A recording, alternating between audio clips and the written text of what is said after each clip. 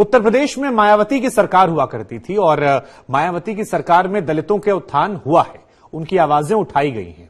लेकिन कई बार क्या होता है कि जैसे कानून का जिक्र आपने किया, मैंने अपने आसपास भी देखा है और मैं व्यक्तिगत तौर पर साक्षी भी रहा हूं, उस चीज का दुरुपयोग होना शुरू हो जाता है। तो जो बात आप कह रहे हैं, जुवेनाइल एक्ट की बात की है। नहीं, हाँ, आप कह रहे हैं जुवेनाइल एक्ट की बात, आप नहीं, एक्ट की बात की है। मैं समझ रहा हूं सर, SC/ST एक्ट की बात नहीं, मैं समझ रहा हूं सर, मैं उसी पर आ रहा हूं कि जो आप कह रहे हैं, कई बार क्या होता है कि आप किसी के माध्यम जैसे आरोप लगाने की बात है, तो क्या ये कानून से सही होगा या हमें और आपको मिल बैठकर या वो साथ बैठकर इस चीज का समाधान होगा कि इस बारे में जागरूक करना जरूरी? क्योंकि मेरा फिर यह मानना है कि कानून से आप डरा सकते हैं, दबा सकते हैं, लेकिन सोच नहीं बदल सकते हैं। सोच बदलने के लिए वो आपस में मिलना जुलना या जागरूकता पढ़ाई के माध्यम से या स्कूलों के माध्यम से या उसको क्लास का पार्ट बनाकर, वो अलग अलग तरीके हो सकते हैं, मुझे नहीं पता क्योंकि उसमें मेरा वो एक्सपर्टी नहीं है, लेकिन मुझे मेरा व्यक्तिगत ये मानना है।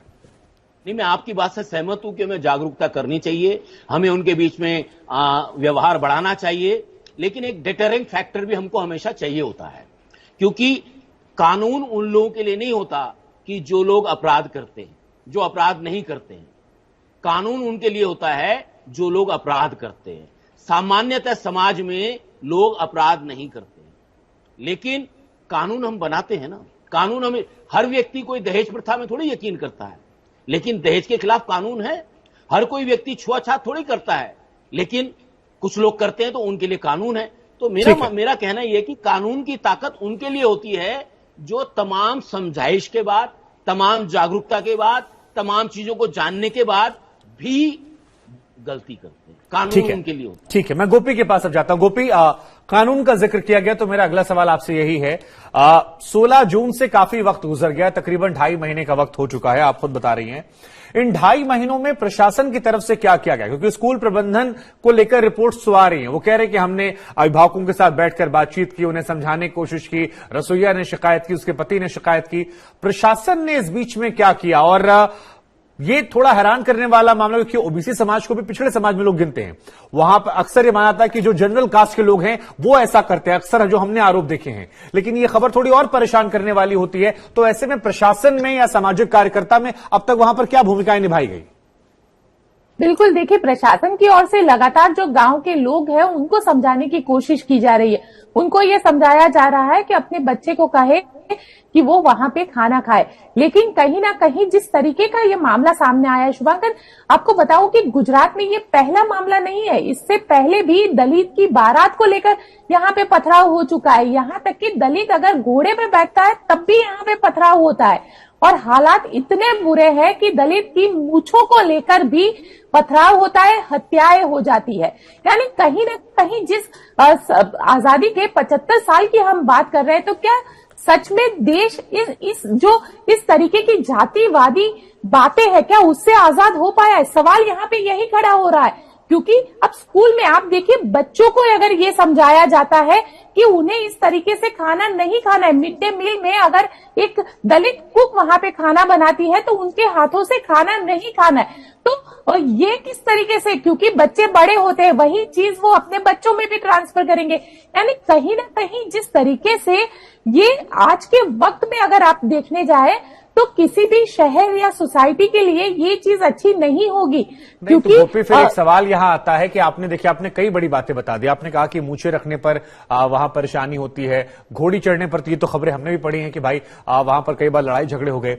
तो अगर गुजरात में दलितों की इतनी दुर्दशा है तो उसके लिए जिम्मेदार आप किसे मानती हैं? लोग तो हैं ही, लेकिन क्या जिन जातियों की तरफ से ये किया गया अलग अलग, क्या उनके बड़े नेताओं ने इस तरह का इन्फ्लुएंस रखा है?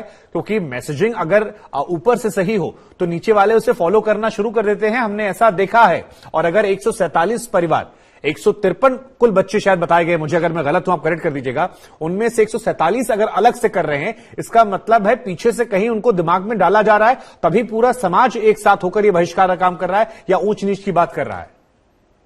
बिल्कुल, देखिए, ये बहुत महत्वपूर्ण है, क्योंकि जिस तरीके से गुजरात के अंदर अगर बात की जाती है, यहाँ पे देखिए जिग्नेश मेवानी दलित राजनीति की बात करते हैं, लेकिन हालात क्या है? अब कुल मिला के देखने जाए तो हमें जो दलित वोट बैंक है उसको संभालते हुए दिखते हैं, क्योंकि कहीं ना कहीं पिछड़ों की बात होती है, पिछड़ों की चर्चा होती है, लेकिन सवाल ये खड़ा होता है कि पिछड़ों को आगे लाने के लिए क्या किया गया है।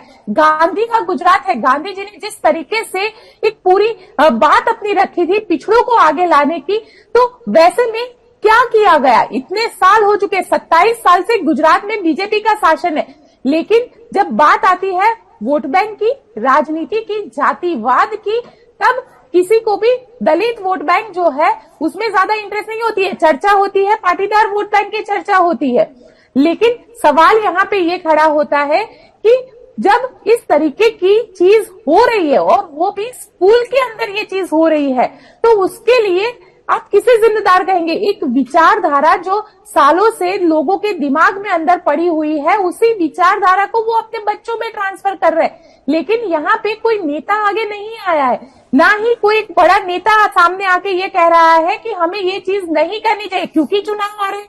वापिस वोट बैंक की राजनीति यहाँ पे होगी। अगर दलित को मनाने जाएंगे तो जो यहाँ के जनरल सामान्य कैटेगरी के जो लोग हैं वो नाराज हो जाएंगे, फिर वापिस वोट बैंक की राजनीति शुरू हो जाएगी। तो एक दूसरे को और वोट बैंक नहीं, तो की 2.5 महीने में प्रशासन ने सिवाय बातचीत से क्या किया? क्योंकि पेरेंट्स मानने को तैयार नहीं है कि वो जातिगत भेदभाव कर रहे हैं। वो टिफिन पैक करके दे रहे हैं और चुपचाप खामोशी अख्तियार कर रखी है उन्होंने। वो इस चीज का जिक्र नहीं कर रहे हैं जिससे आप उन्हें कानूनन सवाल पूछ सके या फंसा सके। वो पौष्टिक आहार की बात कर रहे हैं। तो 2.5 महीनों में यहां पर क्या हुआ और जो बाकी केसेस गुजरात में हुए वहां कोई ठोस कदम उठाए गए? उसके बाद में जाऊंगा अपने मेहमान के पास कुछ और सवाल पूछने।